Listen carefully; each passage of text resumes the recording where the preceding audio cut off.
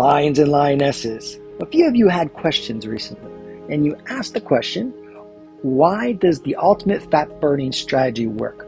Well, I'm going to explain that to you, but I'm also going to explain to you how you burn fat.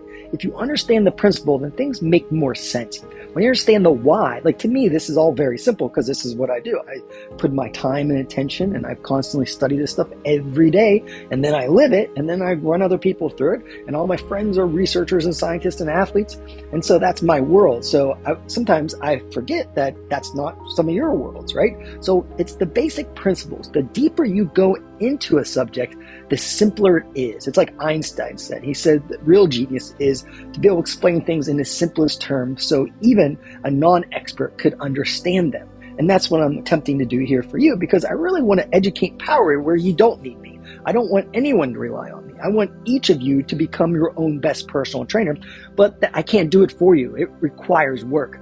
And that means you have to go down the path of the devoted student of self-mastery. And you got to be humble in this, because we don't know what we don't know. And sometimes we listen to a podcast, we read one book, we hear somebody, and we think that's a fact. And in some cases, some situations, it is. But in other times, it's not. And that's really what it is. We want to understand. I want you to understand the principles and then take it from there. So this program, first of all, to remind you, is this was developed over 25 years. I first made it for Dwayne "The Rock" Johnson for a movie role. And it was like, he has to get in incredible shape by a certain day, and there's a lot of money on the line. And so we did it. We went for it. And then I was like, how can I make this healthier? How can I make this better? So every year, like what I do every day, I go through a routine every day of getting research sent to me. My friends are scientists, and then I read through it, and then I create protocols, and then I go through them myself, and then I take people through them, and then I share them with you guys and with other clients. And so every year I have updated it, and I have gone through that process. This is 2.5 decades of doing it. So does the program work? Yeah, the program works when you work. Now, you may think you're following a program, but if you're not following these principles, then it will not work, and no program will work, because every diet that has ever produced any result follows these results. Now, sometimes people lose weight, but they lose the wrong kind of weight, and it's a short-term progress for a long-term regression. That's what yo-yo dieting is. So let me explain these principles in order. There's really 3 I want you to understand today. And when you understand these, you'll be empowered and just kind of run your programs through this lens. Like, am I doing these things? So bare minimum, minimum effective dose, what do I have to do in order to progress and not regress, right? So with that, if you want to burn fat, if your goal is to burn fat, it can't be just to burn fat. It has to be to burn fat and at least maintain lean body mass. And I'll explain what that means. But how do you burn fat? Well, you have to, it's a law. This is called the first law of thermodynamics. And you probably heard of this in science class. It is energy cannot be created nor destroyed. It can only change shape or form. So food is measured in calories. That's energy. And so when you consume it, it goes in your body, it just doesn't magically disappear. It becomes something. If you eat more food than you burn off, that's a calorie surplus. You've eaten too much and your body didn't need it, so it's not just going to get rid of it. Now, some people are just thermogenic monsters. They just burn it off, and you know those people. They're skinny as rail and they eat a ton of food, it appears, right? And so if you eat more food, most of us, they'll store that as fat because you have a calorie surplus. You have more fuel than you need. The body wants to be efficient. Its goal is survival, so it's going to take that and store it in fat. So on the days maybe there's a famine, you don't get enough. The body's trying to survive, so it will store it as fat for later use. Make sense? Now, if you do resistance training along with that calorie surplus can help build muscle. So you minimize damage by doing strength training and getting enough protein in your diet. So you can overeat actually and build muscle and speed your metabolism. And that's what we're doing. We're eating more food on your strength training days so that we can build muscle. We can at least preserve it. There's more physiology to it. I'm going to keep it on a surface level here so you get through all this in a short time, okay? So what most people do, well, let's go back to this. A calorie surplus, something has to happen with the extra calories, the extra fuel. For most people, if they're just doing cardio and you can still eat too much and still do cardio. That's why when you go to a marathon, you see the people finishing last, most of them are overweight. And they started running, they're running 26.2 miles, mind you. They run and they don't lose any weight. because they end up having a ravenous appetite and they tend to eat too much, right? So calorie surplus, you can't burn fat in a calorie surplus. That is a law that cannot be broken. I promise you that. There is a plethora of research on that. Now, what we want to do is create a calorie deficit. I'm sure you know this, right? So we want to burn off more calories than you consume. So say, just as a round number, you burn off through your metabolism and through your activity 2,000 calories a day. Let's say you take in only 1,500 calories. Now you have a 500 calorie a day deficit. Now, if you do that for 7 days in a row, like at the end of the week, you have a 3,500 calorie deficit. That's 1 pound of fat. The 1 pound of fat is equal to 3,500 calories approximately. And that's about the size of like a volleyball. So it's a lot more than you realize because there's water that comes with that and so forth. Now, it's not quite that clean. There's other variables because your emotional states actually affect your hormones. Your stress levels affect your hormones. The climate affects. There's a lot of things. What we want is consistency to see what's happening with you. It's very important, all right? Now, when I tell people a calorie deficit, they say, well, I'm going to stop eating and I'm going to do a ton of cardio. And so they go to extreme. Now, the body's goal is survival, and you have to be able to fight or flight to survive. So what happens is people eat far too less. They eat too little, and then they're not doing strength training. They're not getting enough protein. And so what happens is the body will say like, hey, we got fat. It's no problem having fat, but muscle requires food each day in order to keep it. Let's strip away some muscle. Now, muscle is the physical location of the body where fat is burned. More importantly, it's also where ATP is produced, energy is produced. Muscle equals energy. The more muscle you have, the faster your metabolism, the greater your ability to burn fat, and the easier it is to kick ass in life. Muscle, and most people diet, what do? They eat less, they go on a diet, which is calorie restriction, and they don't do resistance training. There's no stimulus to keep their muscle. They're not getting enough protein, and they're going to add activity on top of it. So they create more of a deficit. Now they're starving. What happens? Well, for every 10 pounds, according to research, you lose on that type of protocol, 6 of it comes from lean body mass. That is a tragedy because the third leading cause of death over the age of 65 is sarcopenia. It's muscle loss. And so if someone's been a lifetime dieter and they've never done resistance training, they haven't got enough protein, they haven't been active, then what happens is they get older, they age rapidly. And then there's a point, and this is what happened to my own mother. My father died in a car accident, and then she died emotionally at that point. And she never got over it. And so for 15 years, she just gradually just got to the point where she had so many health problems that she couldn't move anymore. And movement is so important. I could go into detail on it, but today just know that if you can't move, you'll die. So if someone's bedridden, there's certain things you have to do. You have physical therapists come in, they'll put a vibration plate underneath the bed, a special type of bed to get the lymph moving. But the thing is you start to lose muscle, you don't get better. And so just know this, you got to preserve your muscle and actually add muscle is even better. Get strong, add muscle, speed your metabolism, burn more fat just by having it around. And then if you overeat, you burn it off. It's so important. So you got to create a calorie deficit, but you got to have a slight deficit, not this crazy deficit, right?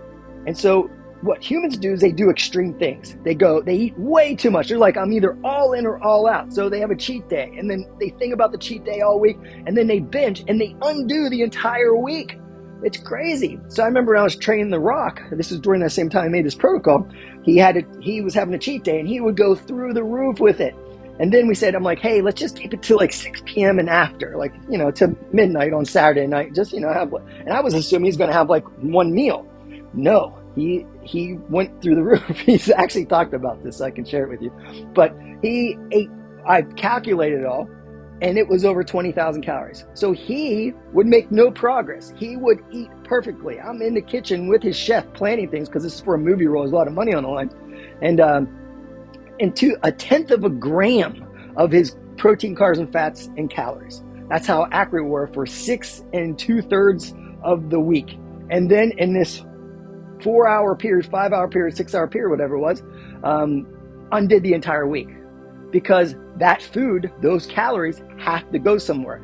Energy is not created nor destroyed. It only changed shape or form. And so realize that you can undo it. One bad day can undo an entire week. That's why we have to be masters of our mind. We have to control our emotions. We got to plan ahead. This is a science and an art, the art of living it. But you got to follow the principles. So real quick, a calorie deficit. First law of thermodynamics. That's the first thing. You got to get adequate protein. Protein is what you are made of. Your muscles are made of protein. So when you're eating like chicken or turkey or grass-fed beef or eggs, or like protein powder, for instance, or fish or seafood, those are protein foods. Your body uses them really well to maintain and build lean body mass and speed metabolism. And if you want to turn back the clock, you got to do resistance training, and you got to look at how much food you eat, and you got to get enough protein. That's the trifecta. There's no technology in the world that prevents anti-aging more than those three things. And of course, you got to sleep and stuff, right? And drink water. Those are other things, but I'm talking about the big three right now, okay? So you got to get enough protein. And so like that is something I build in. So if you look at the ultimate fat burning strategy, we look at how much calories you're taking in. And so you're having like 3 meals a day on Monday, Wednesday, Friday when you're strength training. So we're focused on building muscle, increasing strength, building up metabolism.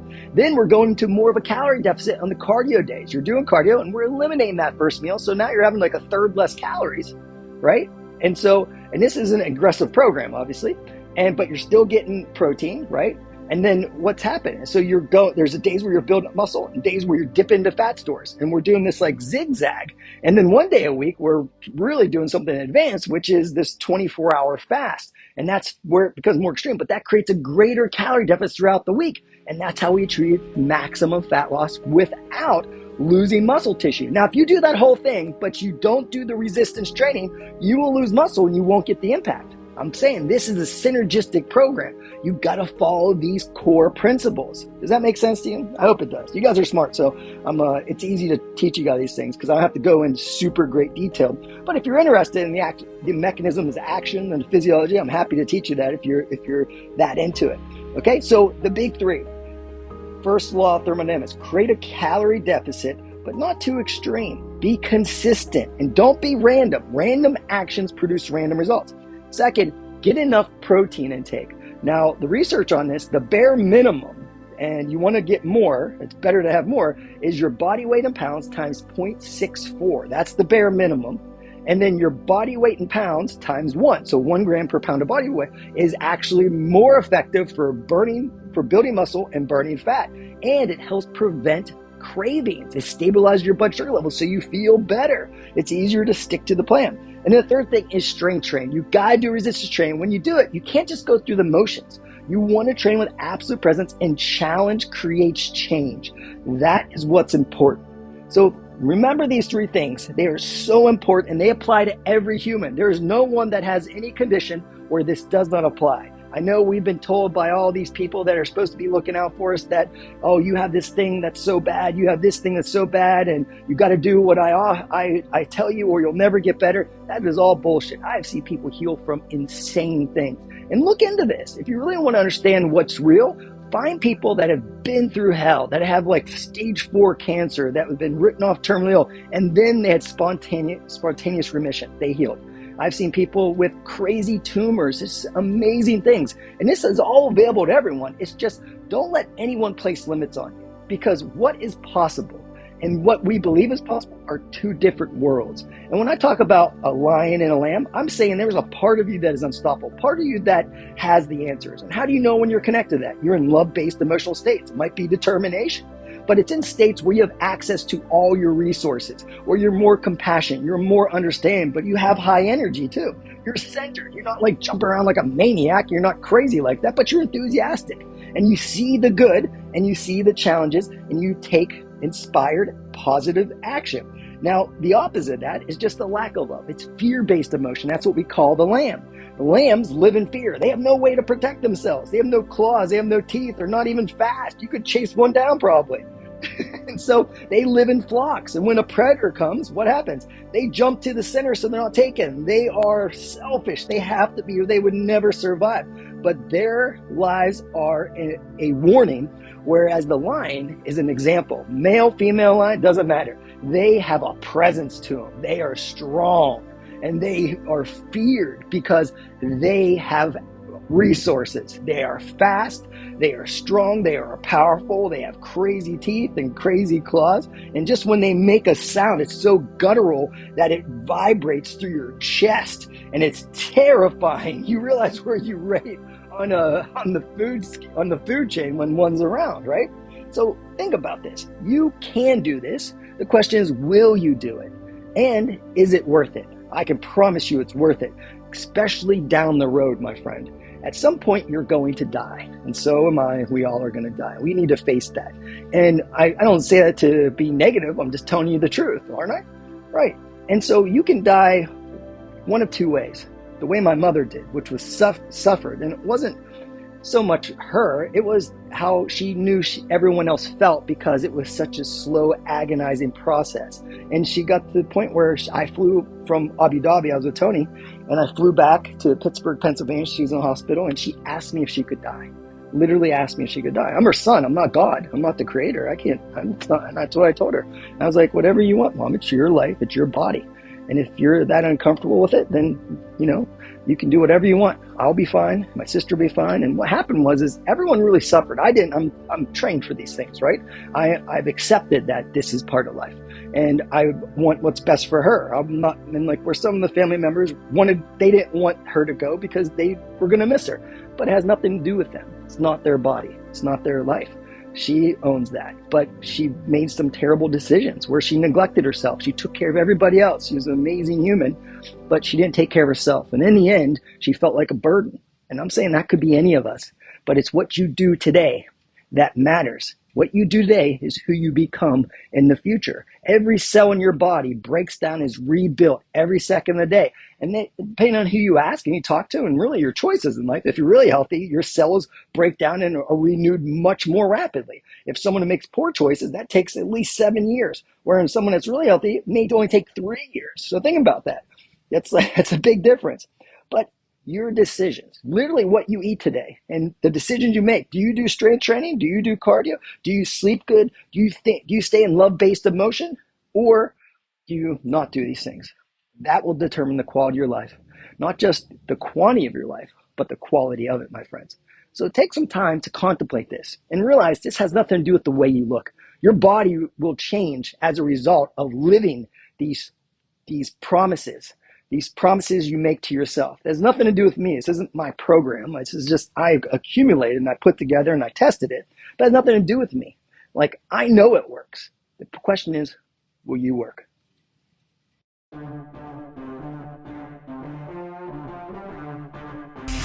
tap into the real you, but you have to retrain yourself. The way you retrain yourself is you wake your ass up in the morning and you say, I am here for a reason and a purpose. And it's bigger than my moods.